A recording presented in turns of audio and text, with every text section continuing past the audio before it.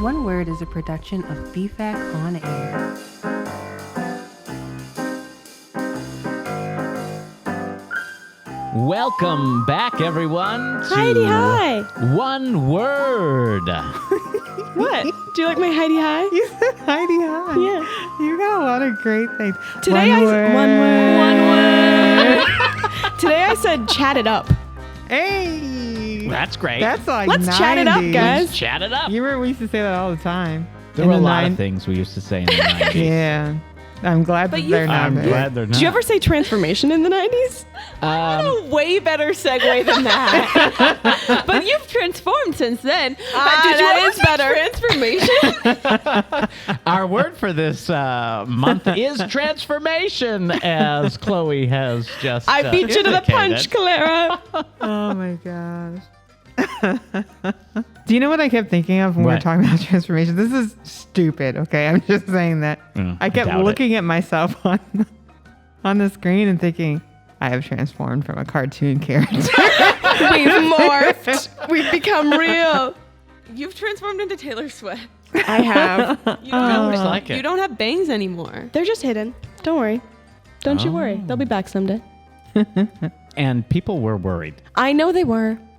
Did you get a lot of call-ins? No, Emails. Emails. You can email us from our male listeners. at one word at BataviaFineArtsCenter.org. And That's that's spelled center. CNTRE because we're fancy. Nice. That is Nice job. correct. Yeah. Well, we had a super interesting episode We today. did. One of Very. the things that we talked about that I just loved was how transformation is often positive, but not always. We had some personal stories and some literary examples of how, transformation can be a good thing and a bad thing. I think we didn't talk maybe enough about the positive and negative types of transformation, or the types of transformation we're either thrown into or, we talked about the rational thought element and how we try to make rational thoughts in our lives, and how it's not always possible when you're talking about a transformative experience.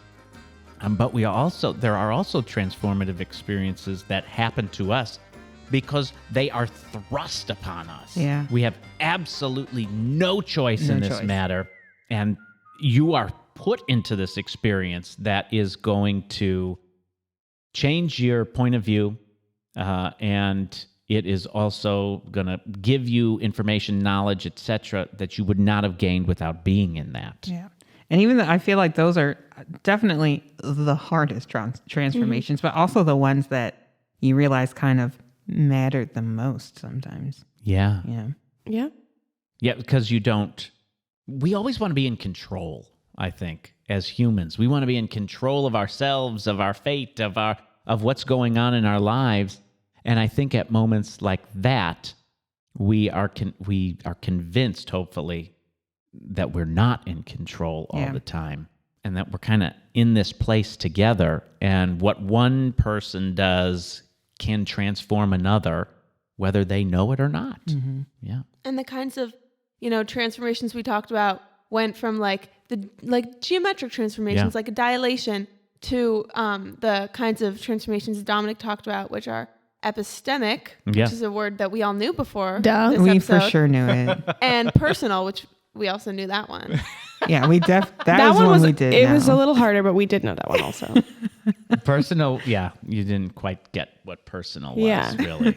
So that's okay. We also hit on New Year's resolutions, and We did. yeah, we did. Have you all made your? Are you making New Year's resolutions? I'm this making particular year? nobody's New We did. Year's Oh, resolution. all right, that's great. Yeah, I was forceful about it too. Yeah. Well, Happy New Year, everyone. Happy New Year! Happy 2023.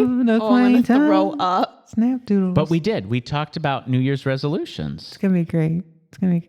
I And did a they- word association thing, and one of the words was graduation, and like 3 of the people put scary. Oh, It's okay. yeah, Sorry. Sometimes transformation can be scary. it's true. It's true. Yeah. Well, but New Year's resolutions go back way farther than I think Yeah, people so far. Yeah, I didn't know they might went back that expect far at all. Yeah, might expect them to have gone. I thought it was interesting the percentages that you gave about New Year's resolutions. Yeah. I ain't gonna say them. I don't know why I'm talking like this. That's okay. I ain't gonna say it. You can talk any way you I want. ain't saying nothing. What to I nobody. find interesting, I found the one, I'm not going to give it away too much, but I will just say that Americans do more New Year's resolutions than a European country. And I wonder partly if that is because of the types of New Year's resolutions we're referring to, and they're more kind of oriented inward towards self, and Americans tend to be like consuming things all about self, like it's more about us than others sometimes. So I wonder if that's part of the reason, the why on that. You'll have to listen and make the decision for yourself, listeners. Well, that's right. Well, let's let them listen then, shall we? We Yes. shall. Let's let you listen. Let's let you listen. You listen up now. Yeah, and if you don't, Jenna You is tell gonna 'em. come over here. Yeah. and Where's the tell 'em. camera? Carol! Oh no. Carol, I'm not gonna listen to you. I can't do it. It's not in you today. It's not in me. Jerome's not. I can't. Okay, that's fine. That's cool. I don't have that transformation right now. I just have one word for you. Transformation.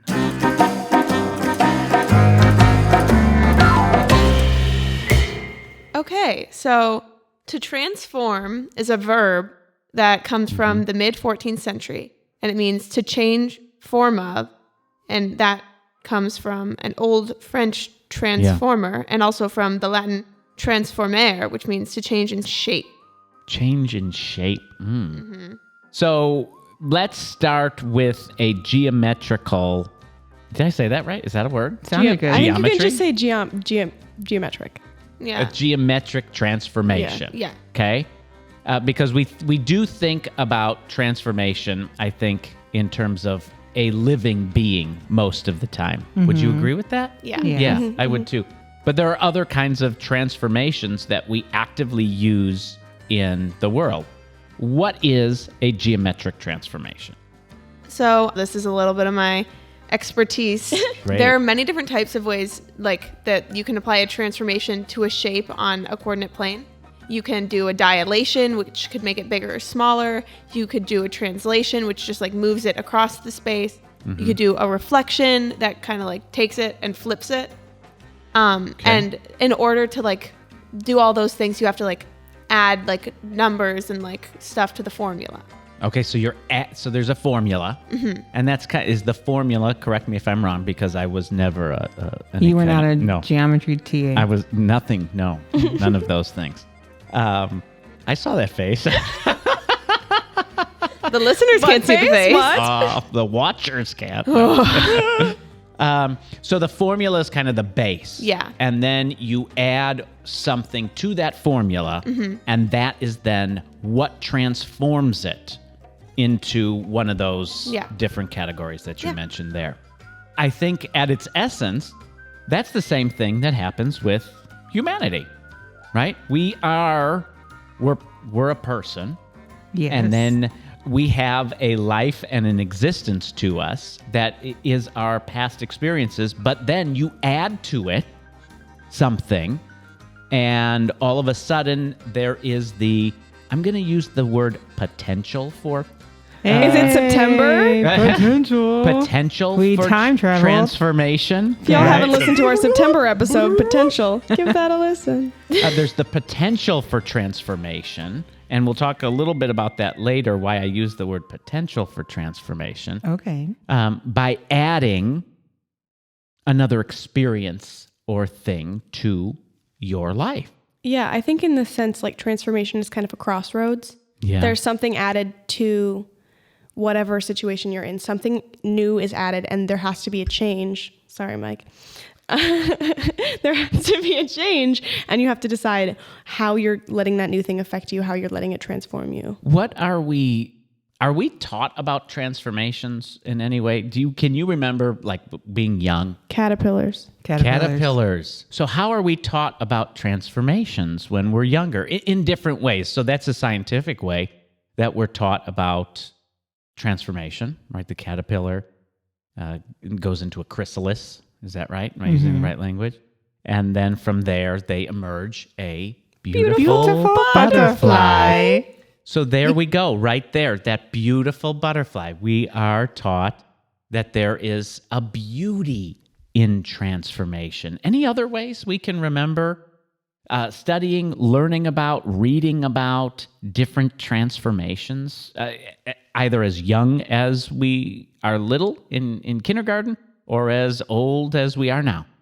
The first thing that comes to mind for me is like biblical stories of transformation. Because I come from a Christian family and I went to like Christian private school. So I was taught like from a young age about like Jesus transforming the fish and the loaves to feed the 5,000 and like turning water into wine. And so like transformation was seen sort of as like a miracle. Again, I think that'd be considered a positive thing. Yeah. Transformers! Sorry, hold on. Transformers. Cars into robots? Yeah, cars into robot people. That is transformation. That's- What about children's stories? Are there any children's stories? The swan. Yeah. The ugly duckling? The ugly duckling. ugly duckling. I'm That's going to what go it with is. what Is that Chloe what you were said. fishing for? What did Chloe And say? she said the ugly duckling. You said the swan. The swan. Yeah. So I did Chloe, say it just what like that, is too. this? Just the brief, abridged version. What is the story of the ugly duckling? Well, the story of the ugly duckling, as far as I remember, is there's this group, family. What are duckling? What are ducklings called in a I know group? for geese, it's a gaggle of. It is a gaggle of geese. It's They're a not geese. it's a family of ducklings, and there's all these ducklings, and then there's the youngest duckling, who's the ugly one. The most and all common of- term, by the way, is a brood. A brood. brood. I don't like that. I like family. So in this family of ducklings, like the youngest duckling, the ugly duckling, is always made fun of by his little siblings. And then as they all get older and their feathers start to change, the ugly duckling ends up becoming the most beautiful swan Yeah. or duck. No, swan. Swan. But That's that the whole makes point of sense. the story. But ducks He don't turn was- into swans. No, he was adopted. Yeah. Oh, he wasn't that's actually the story. a duck. He was a He was a swan. swan. He was a swan baby, and that's They why he was made- different. Yeah. But then he was beautiful. Yeah. Yeah. Once again, a very positive connotation there, right? That this transformation occurs and everything is great. Everything is amazing. Everything is positive. The world is a better place because of that transformation. There was a definition that I read, and I don't Yeah. remember where it was from, but it said a complete change in the appearance or character of something or someone, especially so that that thing or person is improved. I think often it is, yeah. Yeah. But Chloe, we were talking about in literature transformations, and it seemed like Yeah. a lot of those transformations ended up being like very negative, like they were almost like punishments. Well, it's interesting. When I looked into it a little bit and I looked at like classic literature's transformations, when it was an emotional transformation, it was more likely to be positive. When you see things like A Christmas Carol and it's just like the character's journey over the course of the story. However, physical transformations were more likely to be negative and like punishments, especially in the case of women. Two classic examples of this I found were Lamia by John Keats, which is a story about a woman who becomes this like baby-eating monster. What? And also we've got Metamorphosis by Kafka, and that's Yeah. the story of a man turning into a cockroach. Cockroach. I But think also- that's an improvement, don't you? Oh, boy. That Men I are have roaches. nightmares still about that. Men book. are roaches in general. Nothing Yeah. changed. As also though in like folklore, like in Greek mythology, there's like several aspects with like Medusa and Arachne of women dishonoring the gods and then being turned into monsters. So, all right. Also, Ariel turning into a human. Ariel Well, does there's turn that into- That too. was not a positive one. That was not That- it positive? is She positive. should have stayed a human. No, Or she it's should have for stayed a love. mermaid. It's what she wanted. It's for All love. right. Okay. Jenna thinks she's abandoning her true self by becoming a human. Is that what you're thinking? Yeah. She's not. She always loved the humans. Well, okay. You're right. Was it love or infatuation? Infatuation. No, infatuation is not over her entire childhood into her teenage Maybe life. this is That's a true, different 'cause episode. Like did she was infatuated with infatuation. Eric. She wasn't She- infatuated with humans That's in general. true. You're right. Yeah. You're right. She was infatuated with Eric, but the human thing, That she was just loved always that for a something she while. loved. Yeah. Yeah. Okay, so I'm on track, I'm gonna guys. keep this on this Forget choo-choo moving, transformation. okay? We're talking about the Little Mermaid. Yeah. So there are different types of transformations. Okay. Okay. What are they? And let me get to that in a second. Okay. Sorry. Slow your roll. So Right. there's a guy. His name L.A. Paul. L.A. Paul. L.A. Paul. Is he from LA? No, University Is there of also North a New York Carolina Paul? at Chapel Hill. Luther Allen. We could just make up what L.A. stands for if you wanted to. Luther okay? Allen. All right, but what he says is to count as a transformative experience, something must be both epistemically and personally transformative. That sounds good. I know what does epistemically. I think you mean? should describe it so what they know what it means. I Yes. definitely know what it The is. listeners at home might be wondering. They And- probably want to know. An epistemic transformation, and I don't know what it quote, means. it's an experience that teaches a person something they could not have learned without having that experience. Of course. Okay. Right, of course. Of course, right? So that's the epistemic transformation. It's something that without going through that experience, you would never have learned that skill or ability or thing about yourself, okay? The personally transformative one is something that changes a person's point of view on fundamental preferences. Okay. Okay? What? I'm thinking because what you just said reminded me of something like Yeah. the first one you said, Epistemically. the epistemic one was like reminding me of an experience I had. But then when you talked about the personal one, I was like, maybe that's what that was. So, like- well, but do you want to share it? This experience? Yeah. Yes. Okay, go ahead. And Chloe, do you think you could predict what it is? I have a guess, but I don't want to guess. You Guess. just tell it. It's Cohen. Okay. There's this- yeah.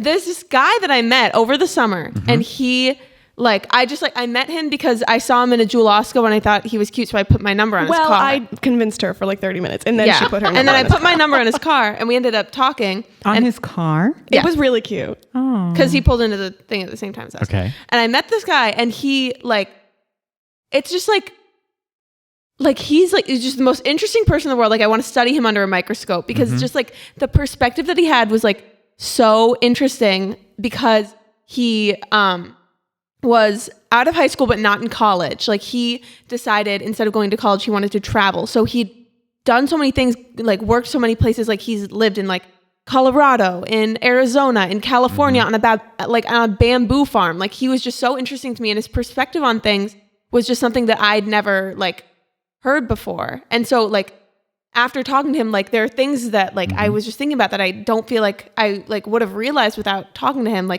He would ask me about myself and what I wanted for my future, and I would say oh, I want to do this, but I don't know if I could do that. And after I said that 3 different times, he was like, you're the one putting the limits on yourself. And I was like, you're so right. I so am. So that changed your point of view. I think Yeah, it is. I I think what you've just described is a true transformative experience because it puts you, that experience, you would not have learned that thing about yourself if you had not been put through that experience. And it also changed your point of view. It's just his perspective, because I'd never talked to someone who was who hadn't been in college Right. and was loving their life like that. And also just after that, I was like, what kind of path do I want to go on? Because I'd always just assumed I would And you go started to thinking college. and analyzing and yes, that is a truly transformative experience, okay? So it has to have both of those things. What's that first one called? Epistemic. Oh, good job. Epistemic and personal, okay? Let's have other examples of truly epistemic transformation, okay? They can be simple. Think about your lives from infancy through now. Done. Got it? Yep. In my mind, ready. Think about, or perhaps you can't remember this time in your life, but think about what it would be like if you've never tasted an orange. This is strange that you mentioned this. I didn't like oranges for a really long time, but I just never ate oranges. And this also happened with ketchup. For a really long time, I was like, I don't like this. And then I didn't eat it for years. And then I tried it and I was like, this is good. Right. So that right there is an epistemic transformation. It's something that you cannot really know about until you've gone through that experience. Okay? Seeing a color for the first time. Okay? Hearing a sound for the very first time. All epistemic examples. Okay? Personal transformations, those personally transformative experiences, taking college courses, and then a lot of arts things. Reading a book can change your point of view. Mm-hmm. Seeing a show, viewing a piece of art can change your point of view. Examples where both things are happening, besides Clara's, of course. Becoming a parent, fighting a war, religious conversion, going to college, embarking on a career. Those are examples where you've got both of those things that are happening there. That makes sense. Well, and when you were talking about those, I was thinking about, well, I'm looking at your list right now. Yeah. I'm not a parent. I've never fought in the war. Mm-hmm. But I was thinking about the religious conversion, Yeah. and I was thinking about how true that is, and how when you're thinking about just that transformation too, and with the different definitions we talked about of like it changing you. But one thing I was thinking about is that like when you're having any of these transformations, it's not, this is something I talked to you about earlier, Yeah. I think. It's not just a like, boom, this happened moment. Right. It's almost like this journey, you Yeah. know, where it's like, even with being a parent, like you're not just, boom, suddenly transformed to a parent, you know everything. Well, Like that's this exactly what happens. I just want you step-by-step- to know. Oh, when right. you become a parent, automatically you know everything. Yeah. Right? No. But it's like this process of, you're almost like continually changing. There's no timeline on transformation, Yeah. I think is what And what you you're have saying. to keep, and I think too, you have to just keep putting in that, I wanted to say time and effort, but like, well, that too, but like you have to have that continual desire to want that thing and to want that transformation and Yeah. change to continue in you, because you probably see it as making your life better and being better than what it was before. And that's kind of where that potentiality comes back in that we talked about in September, and why I used the word potential when I was talking about transformation, because in order to be a truly transformative experience, we not only have to add that other information, like to that formula to transform in geometry, we have to have both the epistemic and the personal. We can't just go through the experience. It also has to change our point of view. It has to do both of those things. Now, some of the things that do both of those types of things, for example, embarking on a career or a career change, sometimes we have rational thought that comes into play with those things. Here's the problem with the rational thought and going into a potentially transformative experience. There are 3 problems with rational thought. One is an informed choice. Okay? We like as humans to make informed choices, right? Okay, I have this new job offer, and I'm going to make a list. These are the pros, these are the cons. Or I'm going to seek information from my friends, and we're going to talk this out, and we're going to make the best decision for me. Well, if it's going to be an epistemic transformation, you can't know what it's going to do to you until you've gone through with it. I have a story. Yeah, go. Okay. So I think I've told you, I used to work at a place called Mooseheart. Yes. It's a residential place. And so I lived in a house with little kids, ages 6 and under, for 12 years. And I absolutely loved it. It was fabulous. But realized, okay, it's time for me to move on. I went back to school for video production, and then got a job in marketing at this place. And I was so excited for it. I was like, this is like my adult big girl job. Like, it's going to be wonderful. I have my own apartment for the first time. And it was the worst time of my life. Oh no. Yeah. Like, it was absolutely terrible. The environment was awful. The job was not what I thought that it was. Like, there was sexual harassment that was happening in the place, Wow. like around, like it was just terrible. And so This sounds like a negative transformation. this was definitely a negative we transformation. were talking how transformations aren't always positive. Right. And I was so excited. Like, I had all these ideas of like what this job is going to do for me. And it like definitely did not. It kind of like took me back a little bit. So then everybody in my department was getting out of there. Abandoning ship. Yeah. So got this other job at a great educational place where I was again doing stuff in marketing. Got there, was like, okay, this is going to be great. Like the whole work environment seems a lot different, seems a lot healthier. It's going to be wonderful. Yeah. And it was a lot healthier. But what I realized is that I am not good in that environment. So I really struggled with my focus, my like getting things done the way it's supposed to be done, sitting at a desk job for that long and realized like, this is a great environment, but this is not where Jennifer Carpenter thrives. So 2 things I got out of that. First of all, truly a transformative experience because you wouldn't have gotten that without being in the experience. Yeah.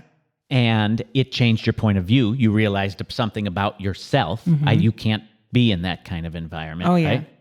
And the informed choice element we were talking about, you couldn't have made that decision for yourself without going through that experience. Yeah, because and in my brain I thought like, well, again, this is an adult job, so, like sitting at a desk working at things.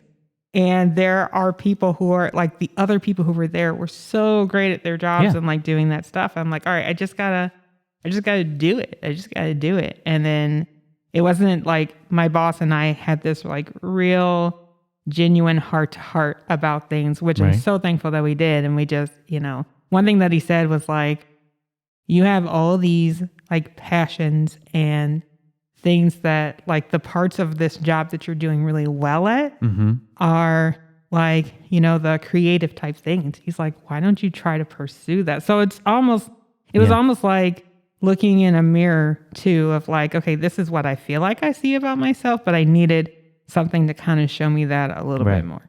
Yeah. This isn't strictly about informed choices, but I feel like I need to say it. Go. Because I'm struggling concentrating because I'm just thinking about this thing. Yeah. But I think that like as people, we are designed to be constantly transforming. And because things are constantly happening to us, especially like in our life right now. Like, but I think that like that is how humans are designed. Even when you're in like a period in your life where things aren't necessarily changing, you should still be taking people and experiences that you have and using them to evolve every single chance you get. Well, I think no matter what, there is continual transformation that is occurring. Whether it is epistemic or personal, it's constantly happening. The only way it's not a truly transformative experience is if it's not both of them. But we're always tasting the orange for the first time in a day. We're always perhaps, and maybe we're not, and that's part of the issue with the world today.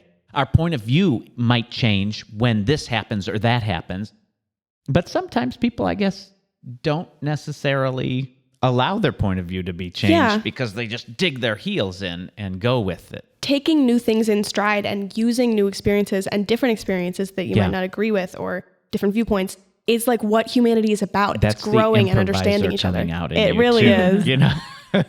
Well, and what's that one saying? It's a little cliche, but like if you're not changing, you're not growing. Right. Yeah. And so that really is like if you think about it, like if you're not transforming, if you're not experiencing that, then like you are purposely putting yourself in a spot where you aren't going to change. Let's get to the second problem with informed choice, because I think we're dancing all around it now, right? We got 99 and that problems. is preferences.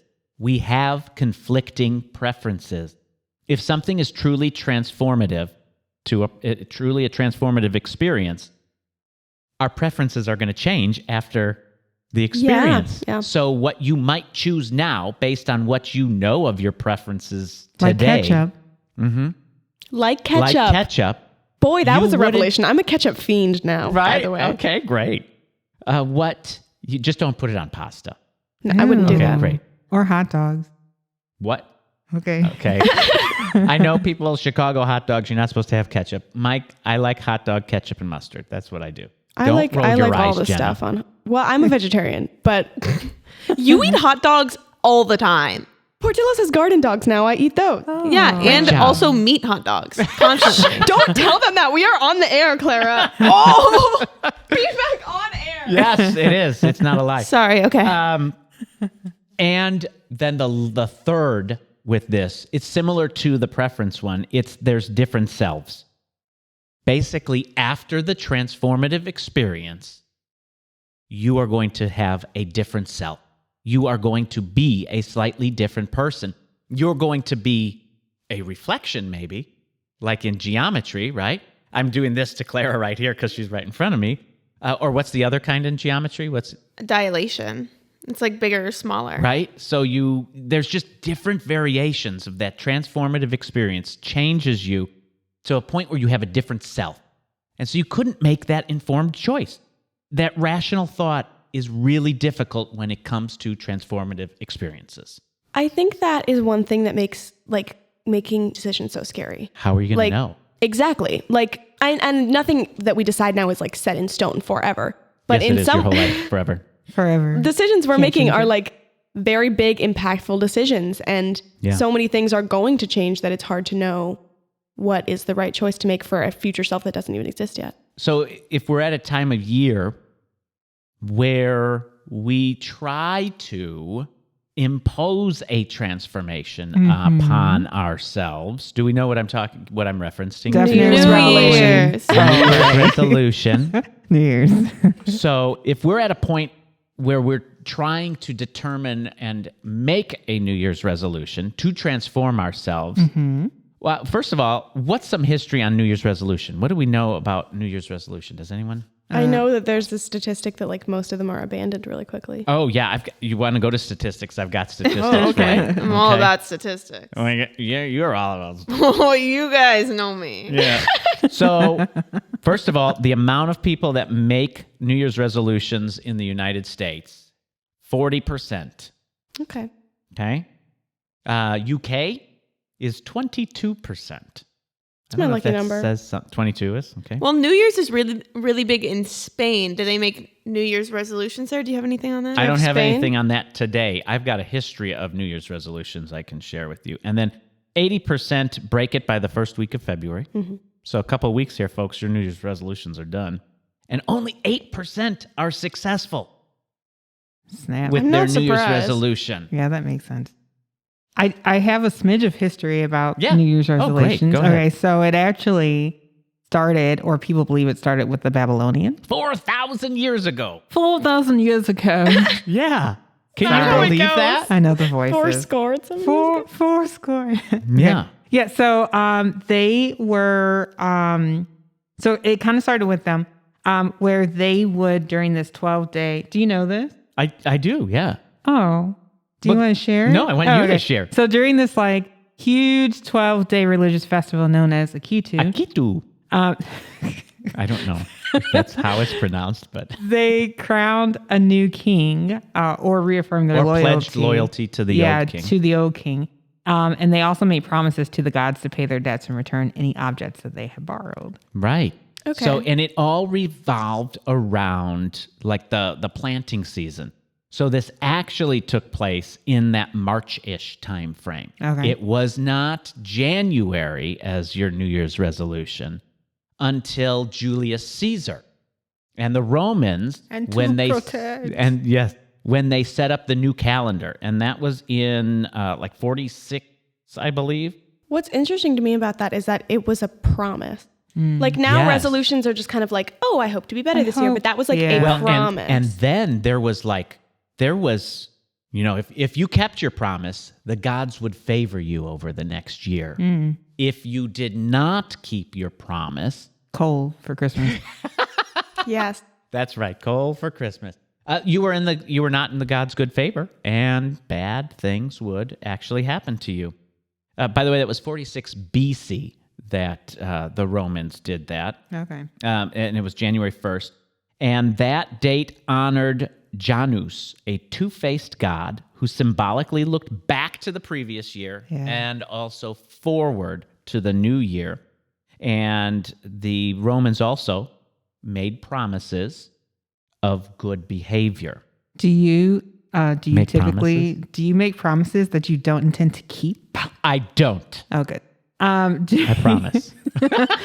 Do you make New Year's resolutions? I typically don't make New Year's resolutions. Okay. I don't. Do you? I used to when I was little, but in like a way where it'd What be kind like, of new? What? Sorry, I rammed into my. I think every time we hit our mic, we should say, sorry, Mike. Sorry, Mike. Sorry. What kind of New Year's resolution would you make? It would usually be like about my bad habits. Like it'd be like, Yes. I'm going to keep my room clean for this long or like that kind of thing. Like Yeah. I'm going to drink more water. Cause I mean, I wrote them when I was like 12. I didn't have a ton of things I needed to resolve. Some 12-year-olds. Well, I had some things I needed to resolve. Yeah. How about you? I have never been one for New Year's resolutions. I don't know, because like the new year doesn't feel as new to me as like starting a new year of school or starting summer, just because like that's the Yeah. schedule that like children are always on. Yeah. You know what some of the most popular New Year's resolutions are? Losing weight. Yeah, that's one of them. Eat healthier, Yeah. exercise more, lose weight, save money, pay off debt, learn a new skill or hobby, travel more, watch less TV, read more, find a new job, volunteer, start your own business, quit smoking, spend more time with family and friends. Those are some It's of the just- most popular. I think honestly, the reason that they don't get like that they aren't fulfilled is because it's things people already want to do and they already value these things. Yeah. But just saying like, oh, I'm going to do it just because it's a new year, that's not a reason enough for them to change their habits and their mindset. And I'm going to pose something interesting to you because here's the last little bit about New Year's resolutions. And it's in the Middle Ages. Okay? And this is when the knights would take their new vow. They would up their vow of chivalry, which isn't entirely what we think it to be when we talk about the word chivalry. Chivalry is Are we like when you doing- hold a door. Maybe. Is it? Maybe. Are What we is it doing for the feathers? men? That's Yeah. usually what I think of it as. So first of all, they would place their hands on a live or roasted peacock. Okay. It's called the peacock vow, is what it was. And they would re-up their chivalry code, which was developed in Europe, 1170 to 1220.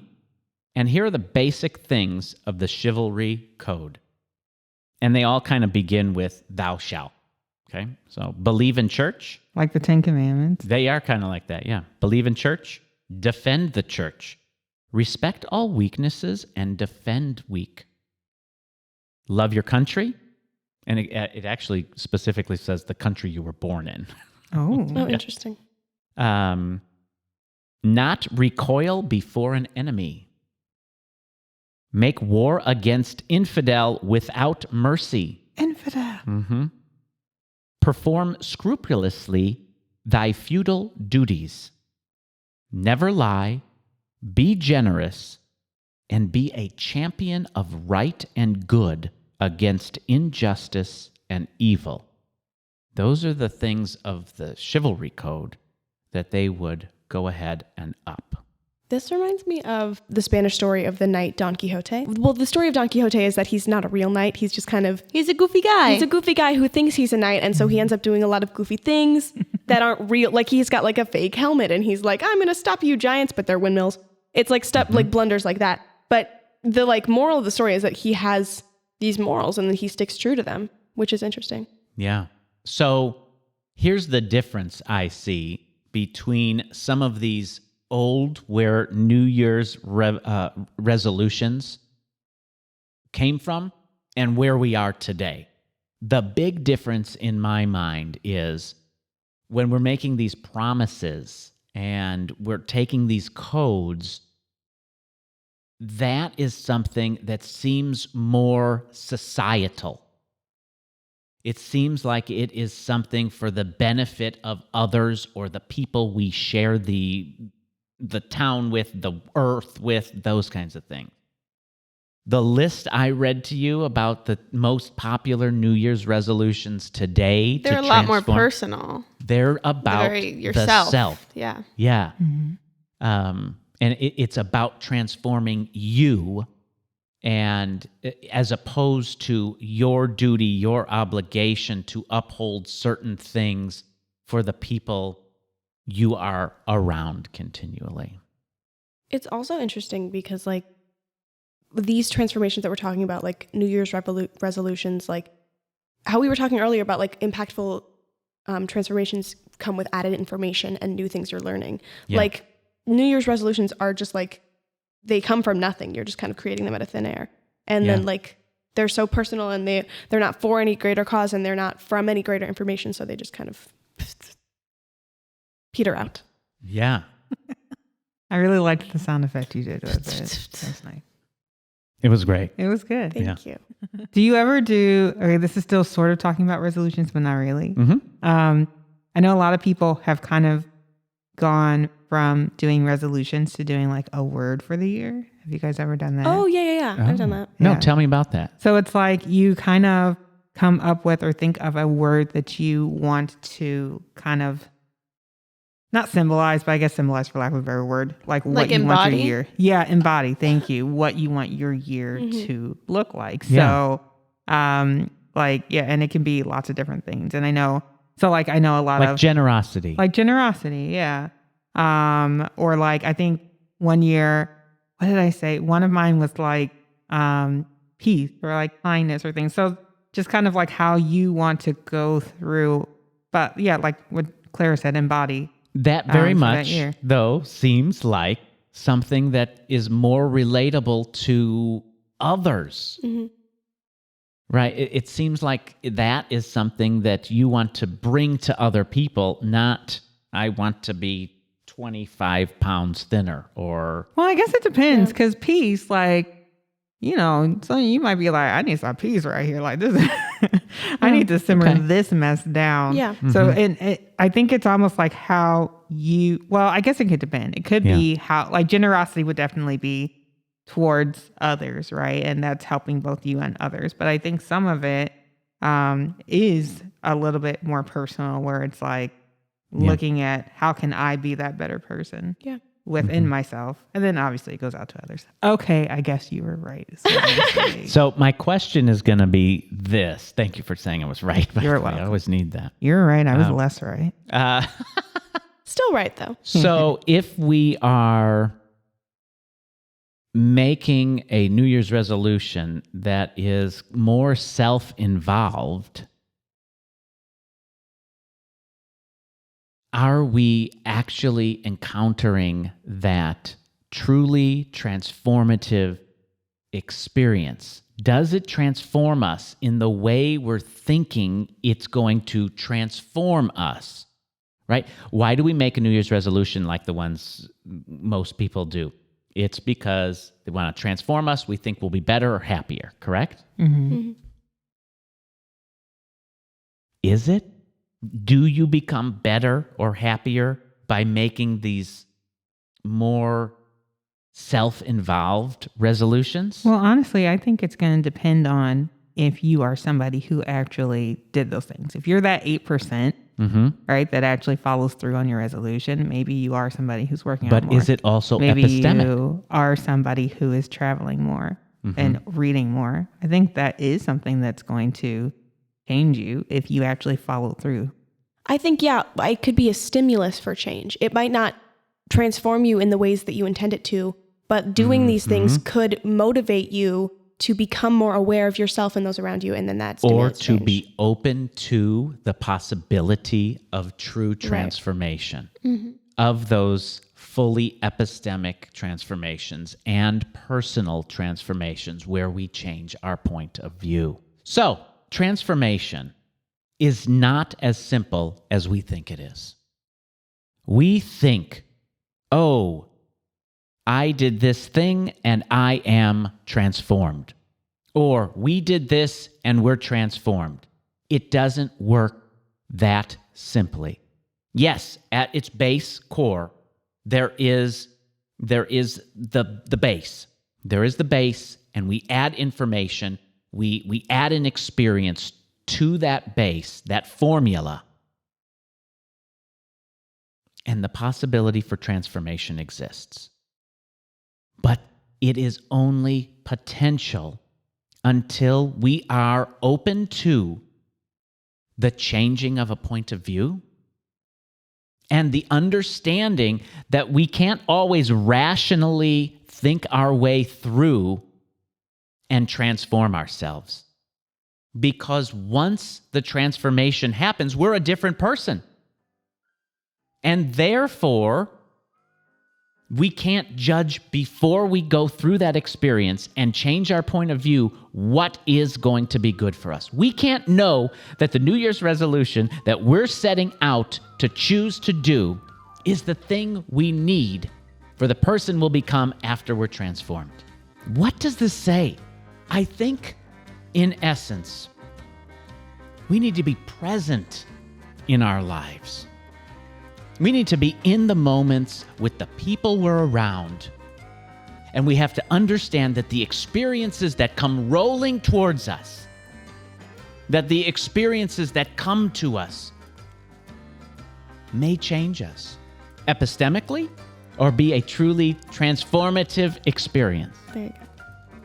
But in order to do that, we also have to be open to changing our point of view.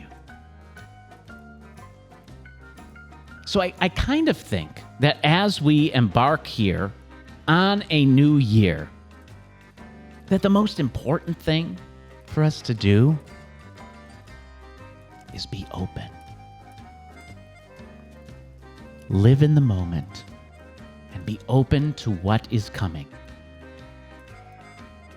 Understand that every experience could change you, and be open to changing your point of view. Transformation. We have reached the end of our episode. I am Dominic. I'm Jenna. I'm Chloe. And I'm Clara. And we hope you will join us next week. Next week. Wow. We It's just up pumping them out these. quick. We're going Next boom, week. boom, boom. Next month, when next month's word is Gossip. gossip. Oh my gosh. Do you know I what know. I just heard Tell me about? about- And what she said Don't think to of me it too was, quickly. Don't judge it too quickly. Chloe was looking right in the camera's eye when she was saying that. Leave your expectations at the door. Thank you all for joining us. We will see you next month. Bye-bye.